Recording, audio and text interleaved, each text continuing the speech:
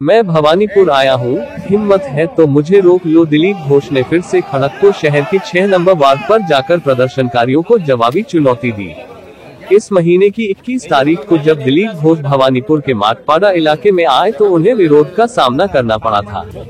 दिलीप घोष ने शुक्रवार को भवानीपुर इलाके में भाजपा कर्मी समर्थकों द्वारा आयोजित किए गए एक चाय पे चर्चा कार्यक्रम में शामिल होकर जवाबी कार्रवाई करते हुए प्रदीप सरकार पर निशाना साधा। दिलीप घोष ने क्या कहा, आइए सुनते हैं। भवानीपुर एत पुरानो एलाका खड़गपुरेर मध्य छोट छोट गली रास्ता भांगा फुटपाथ এবং এইখান থেকে চারিদিকে জলাচল তার মধ্যে এক্সটেনশন হচ্ছে, নতুন নতুন ফুটপাথ রাস্তা তৈরি অনেকে বাড়ি করে ফেলেছেন জলের মধ্যে, কিন্তু রাস্তা নেই। তো এই ওয়ার্ডেরই কিছু লোক এখানকার আমার পরিচিত অনেকবার আমাকে বলেছেন, দাদা একটা ফুটপাথ করে দিন, একটা বাড়ি তো ভোট নেই তাই এখানকার নেতারা করেন না। তা আমি বললাম, ভাই এখানে চেয়ারম্যান আছেন, এখানকার কাউন্সিলর আছেন, আমাকে বলছে আপনি করবেন, আমরা জানি। তো সেই টাকা দিয়েছিলাম প্রায় 3-3.5 লাখ 4 লাখ টাকা, সেই ফুটপাথ হয়েছে খুব সুন্দর। আমি দেখে এলাম, তারা ডেকেছেন, আপনি আসুন, হয়ে গেছে। তো ওখানে গিয়ে যেরকম বিপদে পড়তে হবে আমি ভাবিনি, কারণ খড়গপুরে রাস্তায় নেমে কাউকে গো ব্যাগ চিল্লান চেঁচামেচি রাইতে আমরা দেখিনি। আপনারা দেখেছেন কোনোদিন? খড়গপুরের লোক বিশেষ করে ভবানীপুরে, আমি এখানে এসে মনসা পূজা থেকে আরম্ভ করে এখানে হরিচাঁদের মন্দির আছে, হরিচাঁদের মতো বন্ধুদের সেখানেও যাই পুজোতে, তো আসি আমরা। তো সেখানে কিছু লোক চেঁচামেচি শুরু করলো আমাকে দেখে, আমি জানতে পারলাম যে ভবানীপুরের লোক চেঁচাচ্ছে কেন, কিন্তু পরে জানতে পারলাম ভবানীপুরের নয়, এরা সারা খড়গপুর ঘুরে ঘুরে চেঁচামেচি করে আর মার খায়। তবে শুনলাম একজনকে নাকি মেরে ঝুলিতে বেঁধে রেখেছিল। ভাই কারা এরা? খড়গপুরের লাইন চলে এলো, রাস্তায় নামলে কেউ চেঁচামেচি করবে, ঘরের সামনে একদিন চলে গেছে। এই ধরনের লাইন তো আমরা খড়গপুরে দেখিনি কোনো। আমি তো এখানে 5 বছর এমপি আর 3 বছর এমএলএ ছিলাম, তো আমি তো আপনারা শুনেছেন আমি কোনো রাজনৈতিক ভাষণ দিয়েছি, সভা করে কাউকে গালাগালি দিয়েছি। আমার বন্ধু প্রদীপ দা যে লোকজন পাঠিয়েছিল, আমি তার বন্ধু মনে করি, তার মায়ের সাথে তো তার বাড়ি আমি নিয়ে গেছি, সবার বাড়ি যাই। এটাই খড়গপুরের সংস্কৃতি।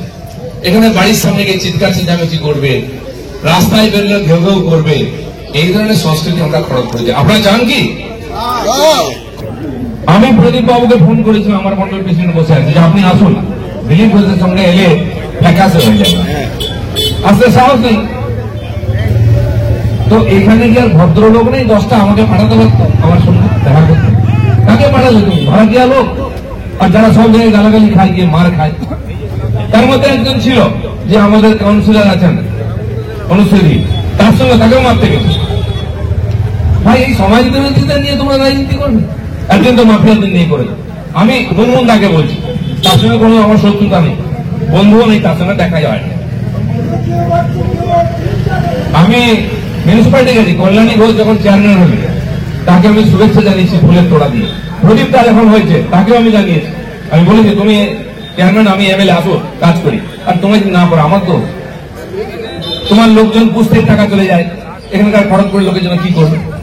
তাই রাস্তা হয় না, ফুটপাথ হয় না, আলো নেই, ছোট ছোট গলিতে আমি দিয়েছি টাকা, সব টাকা আটকে রেখেছি কাজ করতে। আমি এমএলএর টাকা এখনো কাজ করে না, কত বছর আগে এমপির টাকা দিয়ে এখনো প্রজেক্ট করতে দেয় না, কারণ চেয়ারম্যান এখানকার মিউনিসিপালিটি না চাইলে আমি করতে পারি না।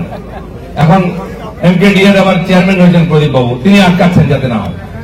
মিডিয়াকে বলছে দিলীপ ঘোষ কি করেছে, আরে আমি তো করিনি, তুমি আমাকে খরচা করতে দাও, কিন্তু যা করেছি ইতিহাস মনে রাখবে, খড়গপুরের ইতিহাস ভূগোল পাল্টে নিচ্ছে। জোর করে পুলিশ দিয়ে দখল করে মিউনিসিপালিটি দিবেন আর কাজ করবেন না, কেউ করলে তার পিছনে লোক লাগিয়ে দেবেন, কি ধরনের রাজনীতি? আরো মজার ব্যাপার করি, আমি এমএলএ হওয়ার পরে এই মহকুমা হসপিটাল চাঁদমারি আর প্রেম বাজারে যে হসপিটাল আছে, দুটো চেয়ারম্যান আমি হয়েছিলাম, কারণ তার আগে চাচাজি বা এমএলএরাই হতেন। আমি 2-3টা মিটিং নিয়েছি, যা যা সমস্যা ওরা বলেছে আমি শুরু করেছি বলা, যে ট্রমা সেন্টার আজকেই করো, 6 বছর বন্ধ আছে, বাস আমাকে সরিয়ে দিল চেয়ারম্যান থেকে, দুটো থেকে।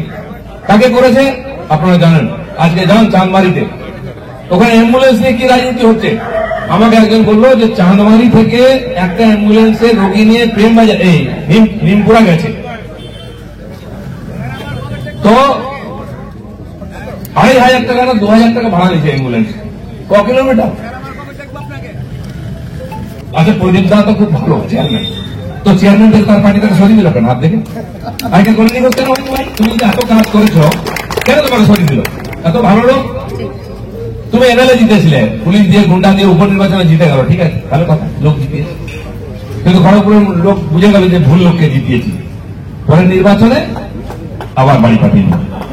আপনি এত পপুলার লিডার, এত কাজ করেছেন, খড়গপুর লোক বোকা, বোঝে না।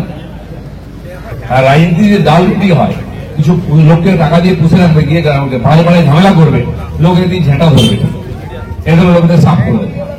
আর তাদের কারেক্টার সবাই জানে, আমি আর ওই ব্যক্তিগত ব্যাপারে যাবো না, তারা কারা কোথায় থাকে, কার সঙ্গে থাকে, কি করে, সব চেনে ওদের।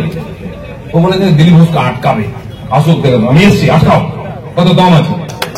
আরে তোমার সঙ্গে ওই কটা মেয়ে ছেলে থাকলে কেউ থাকেই না, ওই কটা মেয়েকে নিয়ে বিজেপিকে আটকাবে, দিলীপকে আটকাবে।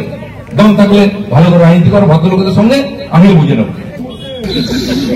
আরো মজার ব্যাপার, কাল আজকে কাগজে বেরিয়েছিল কি আমাদের চেয়ারম্যান কল্যাণী ঘোষ, তিনি নাকি ওদের পার্টির মহিলা মোর্চার প্রেসিডেন্ট ছিলেন। আমরা জানতাম না। কে বলছে আগে সরিয়ে দিয়েছে, দিল্লি কলকাতা বলছে সরিয়ে দিয়ে, উনি বলছে আমি সরে গেছি। কারণটা কি, কেন সরে গেল না? দিলীপ ঘোষের বিরুদ্ধে রাস্তায় নেমে চেঁচামেচি করেনি। আমি তো কল্যাণীকে ধন্যবাদ দেবো, কারণ আমি আপনাকে চেয়ারম্যান হওয়ার পরে সম্বর্ধনা জানাতে গেছি।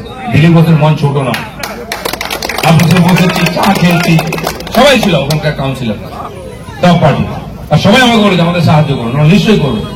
কিন্তু ওরা নেবে না সাহায্য, তাহলে হেরে যাবে।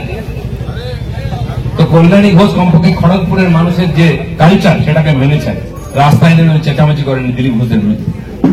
আমরাও কারো কোন লোকের বিরুদ্ধে কিছু বলতে চাই না, এত কিছু হয়, পুলিশ ঝামেলা করে, আমরা বলছি না, অশান্তি করে মানুষকে কষ্ট দেবো না, রাজনীতির ব্যাপারটা রাজনীতি বুঝে নেবো। খড়গপুরের মানুষ এটুকু জানে কে ভালো কে মন্দ, কে তাদের সঙ্গে আছে, ভোটের সময় তারা ভোট দেয়। পুলিশ দিয়ে মিউনিসিপ্যালিটি যেতে যায়, এমএলএ এমপি যেতে যায় না, সেটা লোকে দেখিয়ে দিচ্ছে 26 আবার দেখে।